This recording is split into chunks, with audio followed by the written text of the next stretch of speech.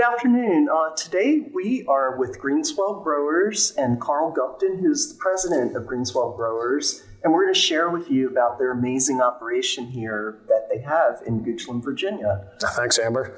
Tell us a little bit about the operation, what you all are growing, and how you started. Yeah, so this idea started about 6 or 7 years ago with our three founders, and they came up with, it was kind of a partnership with Feedmore, our local food bank. It's the largest food bank in the state of Virginia. They wanted to get fresh produce to their constituents, and they got about 25% of what they gave away was fresh produce. The other 75% were canned goods. Doug wanted to move that number from 25% to 40%, and he didn't know how to do it. So he went out and met with the farmers trying to get B's and C's that didn't quite make it to market. What he found was, it didn't quite work out the way he wanted to, but what they came across was a small hydroponic farm that was out producing a large-scale farm next to it, and said, heck, there's something here. Went down the rabbit hole, and today what you find out here is we've got 1.5 acres under roof growing baby leaf greens. Green leaf, red leaf, arugula, and romaine are our kind of main products that we're growing. They work into 3 different blends, essential green leaf being our green leaf, our vibrant greens blend, which is our green leaf, red leaf, and arugula, and then our refreshing romaine, which is our green leaf and romaine blend. Okay. So, well, that's fantastic. There's a lot of lettuce here. Where do you actually sell to? You mentioned Feedmore. Yeah, Feedmore takes 5% of everything we grow. That's kind of our deal that we started with. So the other 95% wind up in the market in different ways.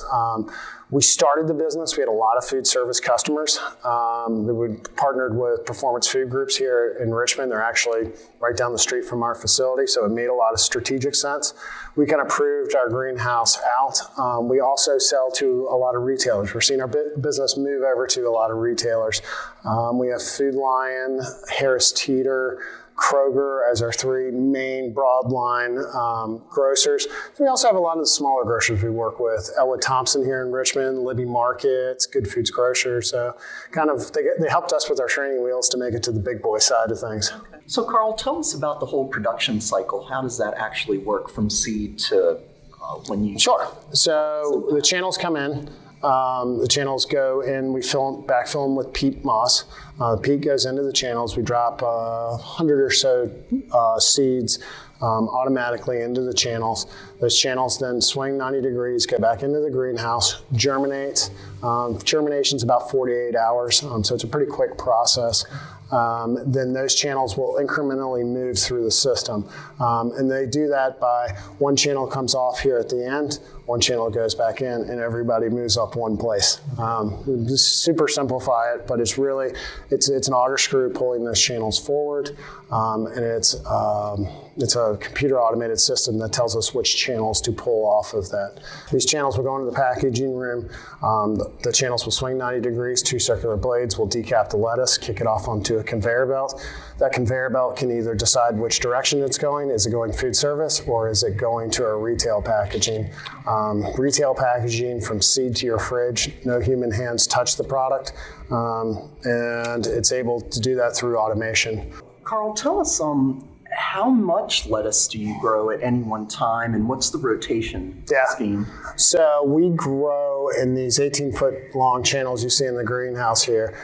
We have about 13,000 of those channels in the greenhouse at any given moment in time. We harvest in about 28 days on our green leaf, 21 days on our red leaf and arugula.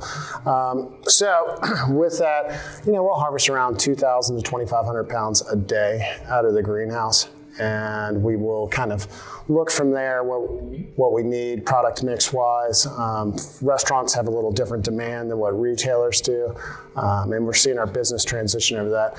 I will say our main product that we have out there is our green leaf. We think that's what differentiates our product. It's got a crispiness to it, it's got a crunch to it, it's got sweetness and flavor to it. So it's different than your traditional icebergs and romaines.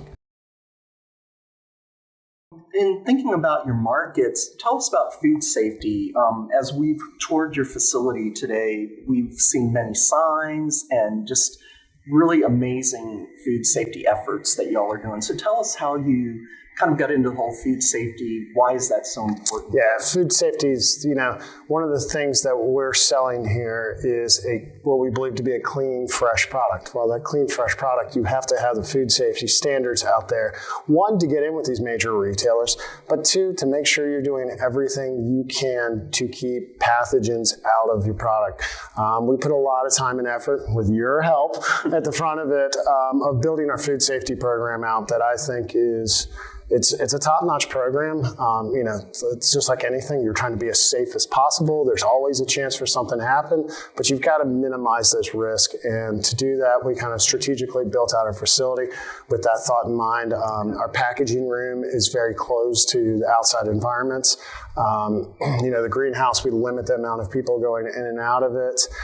We try and manage our water sources for everything, and everything that we do, we're trying to inspect that we're making sure we're doing everything we can.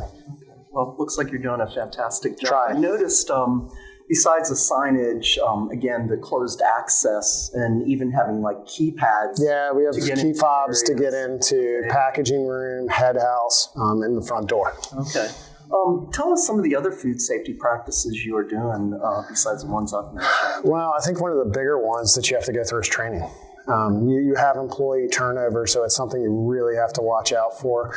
Every employee that comes in gets trained the day of, even temp workers before they go into the packaging room, understanding cleanliness habits, cleaning versus sanitizing.